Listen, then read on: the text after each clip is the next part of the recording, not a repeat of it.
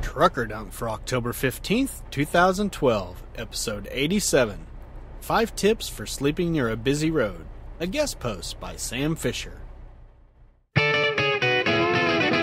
Welcome to Trucker Dump, where you'll get one driver's insights and sometimes humorous views of truck driving and the trucking industry, and pretty much anything else he feels like dumping on you. This podcast is brought to you by AboutTruckDriving.com.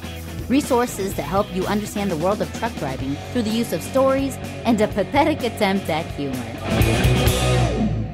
Hey up, chaps and, chapettes? Todd McCann here. See, I told you I suck at accents. Well, it's a good thing for you that there's a guest poster today.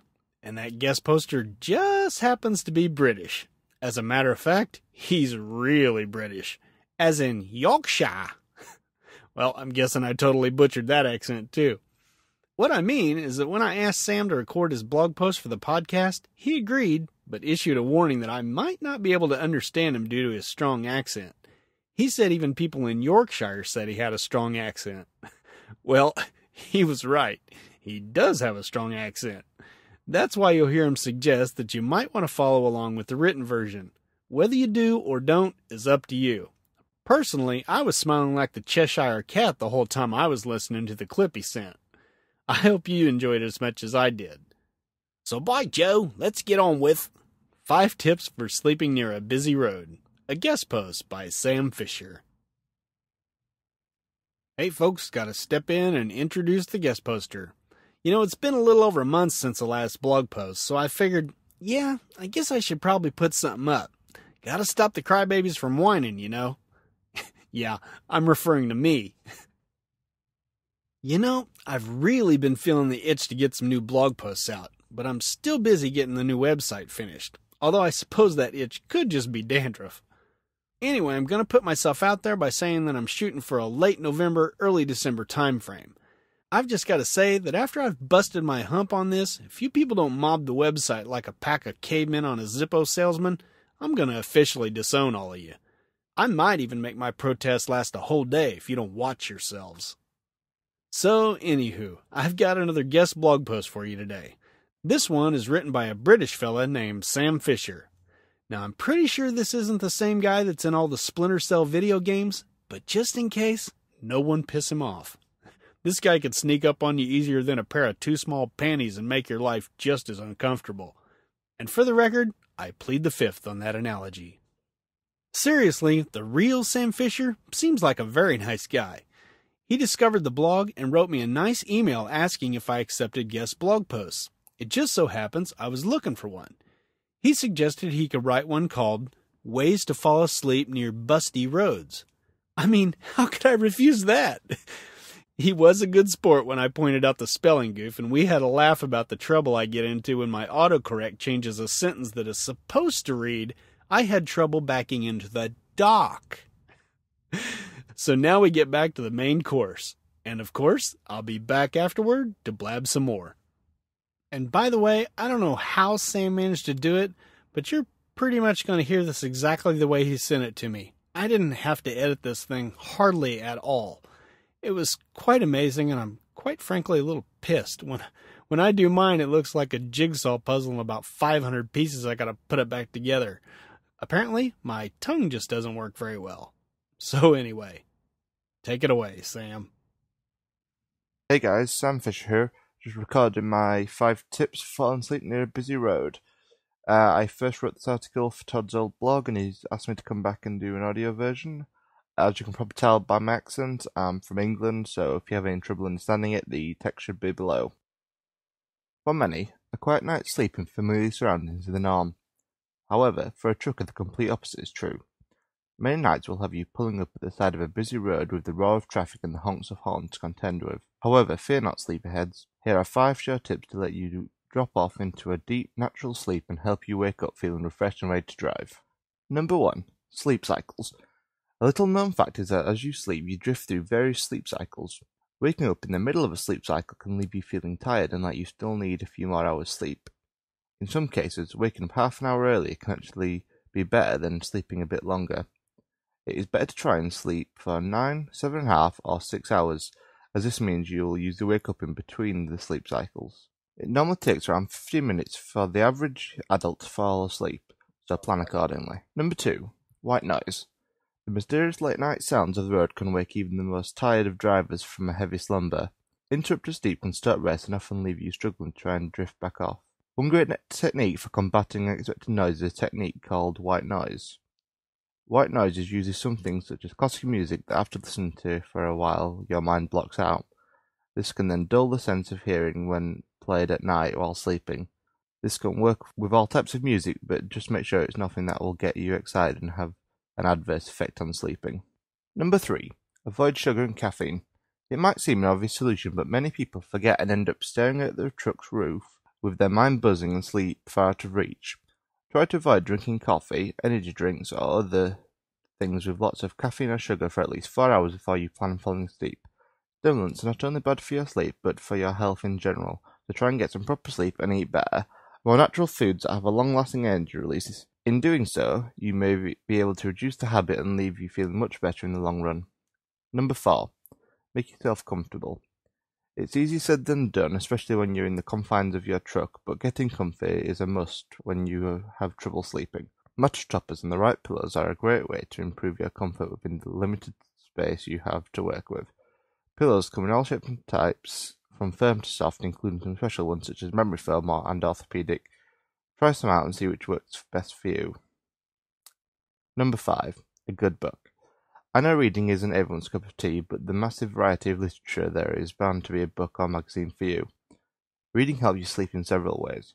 Firstly, it helps remove your mind from the worries and stress of the day, which usually jump on you as you try and sleep. Reading also helps calm the mind and get your brain in the right mode for sleep. Not only does a good book help you sleep, but it can get you through the boring patches while you're waiting around for your truck to be loaded, or while you're in the middle of nowhere and have some time to kill. Good luck, and I hope this helps you get a better night's sleep on the road. So Sam Fisher, all the best. Well, thanks a lot, Sam.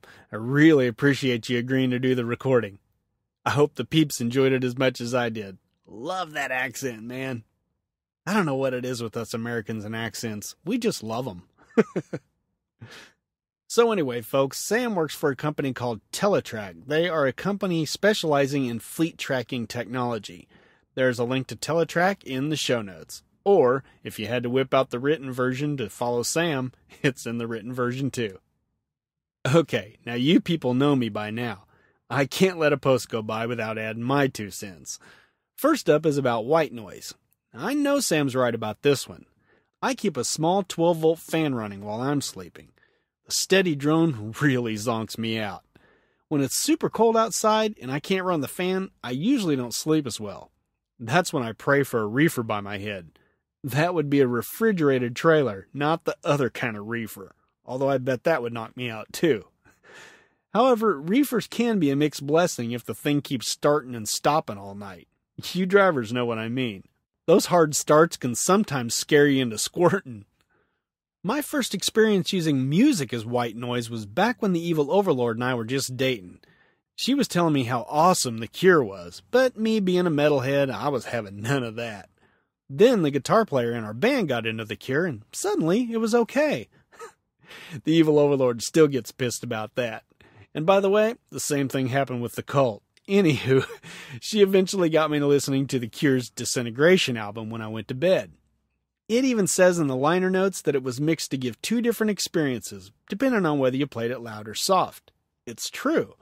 It's powerful when it's loud, but it makes me sleep like a drunk 18-year-old cat when the volume is low. It's weird how that works. Next up is making yourself comfortable.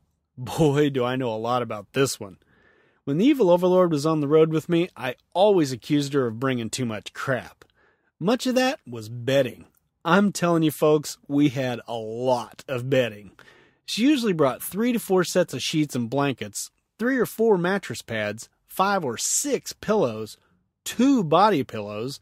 If you team drivers don't have one yet, go out and buy one, or 2. You can kiss my feet later. And a couple of sheets of that egg crate looking stuff. And this was for only 3 weeks on the road. Luckily, the padding stayed in the truck. As for the rest of it, she changed the sheets once per week, and using the pillows, packed herself into bed like a vase being shipped from Nicaragua via Jeep. I'm pretty sure if anyone made little fluffy packing peanuts, we'd have bought them too. But you know what? All that did make sleeping a joy. Well, as much of a joy as it can be when you're bouncing down the road. Now that the wicked one is out of the truck and back with the normal human beings, I've stuck with the plan. Well, to some extent anyway. I don't use the egg crate stuff because I don't need the extra cushion as a solo driver, but I've stuck with the sheets, extra pillows, and mattress pads. I've got 3 pillows, 1 soft, 1 firm, and 1 body. I normally use the soft one, but the firm one comes in handy when you're in one of those parking spots where it feels like you're trying to sleep while you're standing on your head. And of course, it's always nice having extra pillows when you're leaning up against the wall in your bunk. Now I can hear some of you masculine guys out there saying, "All a man needs is a sleeping bag." Actually, I've got a correction there. All a macho man needs is a sleeping bag. Seriously, get over yourself and buy some freaking sheets. You sleep in your bunk more than you do your bed at home. Make it comfortable. I keep 2 sets of sheets with me now. I rarely change them in my 3 weeks out. I am a man after all, and I always smell fresh, really. But it is nice to have a backup for when you spill milk all over them. Been there, done that. And a final word on sheets: cotton blend in the summer, flannel in the winter. Go ahead and spend that money on flannel, and I might let you kiss my hand when you're done with my feet. And lastly, the Evil Overlord will vouch for reading before you go to bed because the Sandman typically taunts her at night. Personally, I don't need a book to fall asleep. Unless I've got something really stressing me out, I'm usually dreaming about swimming pools full of banana split ice cream in less than 5 minutes. And that's a good thing, because when the Evil Overlord gets pissed at me for falling asleep so quickly, it's always nice to be snoring again not long after she purposely nudges me, slaps me on the chest, makes a loud noise, or drops something on my head. You people never believe me, but I'm telling you folks, she's evil personified.